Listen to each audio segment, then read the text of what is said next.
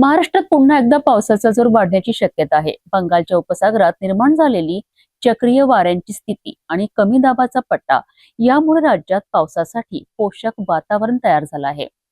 9 August पासून सुरू झालेला पाऊस पुढील काही दिवसात अनेक भागात जोर धरण्याचा अंदाज आहे।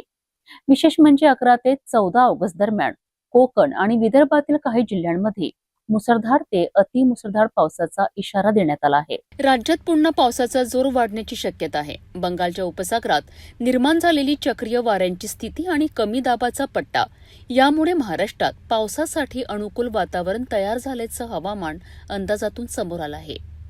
9 ऑगस्ट रोजी मध्य महाराष्ट्र, उत्तर महाराष्ट्र, मराठवाडा आणि पूर्व विदर्भातील काही जिल्ह्यांना विजांच्या कडकडाटासह वादळी वाऱ्याचा इशारा देण्यात आला होता।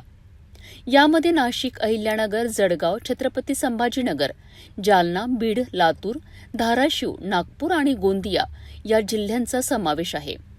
यानंतर 10 ते 15 ऑगस्ट दरम्यान राज्यातील विविध भागांमध्ये पावसाचा जोर वेगवेगळ्या प्रमाणात वाढण्याचा अंदाज आहे।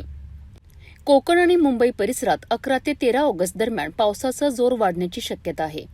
मुंबई, ठाणे, पालघर, रायगड, रत्नागिरी आणि सिंधुदुर्ग या भागांमध्ये मुसळधार ते अतिमुसळधार पाऊस होण्याचा अंदाज व्यक्त करण्यात आला आहे। पश्चिम आणि मध्य महाराष्ट्रातही 10 ऑगस्टपासून पावसाचा जोर वाढू शकतो। पुणे, सातारा, कोल्हापूर, सांगली आणि सोलापूर जिल्ह्यात पावसाची शक्यता असून पुणे आणि साताऱ्याच्या घाटमाथ्यावर जोरदार सरींचा अंदाज आहे। मराठवाड्यात 9 आणि 10 ऑगस्टला विजांच्या कडकडाटासह पाऊस होण्याची शक्यता आहे। त्यानंतर 11 ऑगस्टपासून पावसाचा आणि वाऱ्याचा वेग काही प्रमाणात कमी होण्याचा अंदाज आहे। मात्र हलका ते मध्यम पाऊस सुरू राहण्याची शक्यता आहे।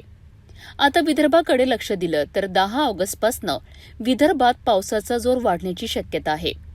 विशेषतः 12 ते 14 ऑगस्ट दरम्यान नागपूर, चंद्रपूर, गडचिरोली आणि भंडारा या जिल्ह्यांमध्ये मुसळधार पावसाचा इशारा देण्यात आला आहे।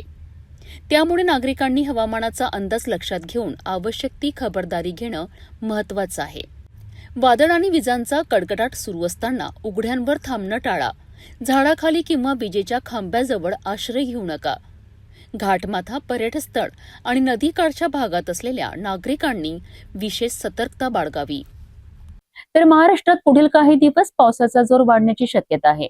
कोकण आणि मुंबई परिसरात मुसळधार ते अतिमुसळधार पावसाचा अंदाज, तर 12 ते 14 ऑगस्ट दरम्यान विदर्भातील नागपूर, चंद्रपूर, गडचिरोली आणि भंडारा जिल्ह्यांकरिता मुसळधार पावसाचा इशारा देण्यात आला आहे। त्यामुळे नागरिकांनी हवामानाच्या अपडेट्सवर लक्ष ठेवत सुरक्षित राहावं।